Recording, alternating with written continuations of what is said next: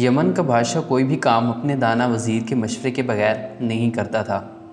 ایک دن بادشاہ نے وزیر سے سوال کیا، آپ نے اتنا علم کہاں سے حاصل کیا؟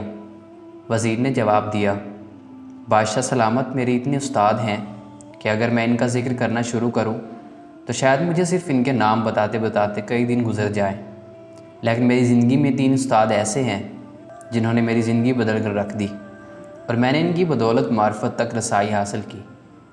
بادشاہ نے وزیر سے کہا، آپ اپنے تینوں معزز استاذہ کے نام اور پتہ بتائیں، میں ان کو شاہی اعزاز کے ساتھ اپنی محل میں مدعو کروں گا اور انہیں ان کے جائز منصب پر فائز کروں گا۔ وزیر بادشاہ کی بات سن کر مسکرایا اور بولا، حضرت، میرے 3 استادوں میں ایک کتا ہے، دوسرا گلی میں موم بتی پکڑ کر چلنے والا ایک ننھا لڑکا ہے، اور تیسرا صحرا کی بستی میں رہنے والا چور ہے۔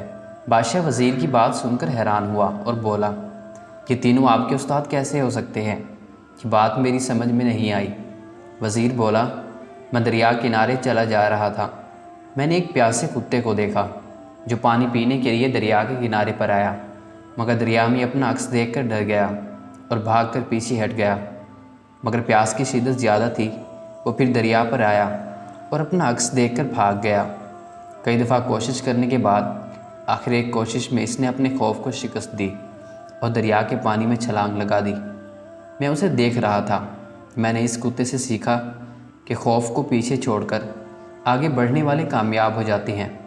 پھر وزیر بولا، ایک دفعہ گلی میں ایک ننھا لڑکا موم بتی پکڑ کر جا رہا تھا، میں نے اس سے پوچھا، کیا تم نے یہ موم بتی خود جلائی ہے؟ وہ بچہ بولا، جی بالکل۔ میں نے اس سے پوچھا، کیا تم بتا سکتے ہو اس شمع کی روشنی کہاں سے آ رہی ہے؟ ننھا لڑکا مسکرایا اور اس نے پھونک مار کر موم بتی بجھا دی اور مجھ سے کہا، آپ نے شمع کو بجھتے دیکھا ہے، کیا آپ بتا سکتے ہیں روشنی کہاں چلی گئی؟ وزیر نے کہا، میں اس بات کا کوئی جواب نہ دے سکا تو خود ہی بولا، شمع کو جس نے پیدا کیا یہ اسی کے پاس واپس چلی گئی۔ وزیر نے بادشاہ سے کہا، لڑکے کی دانائی دیکھ کر میری انا اور علم کا غرور مٹی میں مل گیا۔ اس دن میں نے جان لیا کہ میں کچھ نہیں جانتا۔ دانا وزیر بادشاہ سے بولا، تیسرا استاد چور ہے۔ کئی سال پہلے کا واقعہ ہے، میں صحرا میں زندگی سے مایوس ہو کر بھوکا پیاسا بھٹک رہا تھا، پھر مجھے مٹی سے بنا ایک کمرہ نظر آیا۔ میں وہاں پہنچا تو کمرے کے دروازے پر تالا لگا تھا اور ایک شخص کمرے کی دیوار میں سوراخ کرنے کی کوشش کر رہا تھا۔ میں نے اس سے پوچھا، یہاں قریب کوئی گاؤں یا بستی ہے جہاں میں کچھ وقت قیام کر سکوں؟ وہ شخص بولا، اس صحرا میں کئی کوس کی مسافت پر صرف ریت ہے، لیکن تم میرے ساتھ اس کمرے میں رہ سکتے ہو، میرے پاس کھانے کے لیے کچھ کھجوریں ہیں جس سے تمہارا پیٹ بھر جائے گا۔ وزیر بولا، میں نے اس سے پوچھا، تم کون ہو؟ تو اس نے جواب دیا، میں چور ہوں اور اس کمرے میں نقب لگا رہا ہوں، شاید کچھ مل جائے۔ وزیر بولا، اس نے کمرے میں نقب لگائی مگر کمرہ خالی تھا، میں نے اس کے ساتھ کمرے میں کچھ دن قیام کیا۔ وہ چور روزانہ چوری کی نیت سے نکلتا اور مجھے کہتا، تم دعا کرو اور آرام کرو۔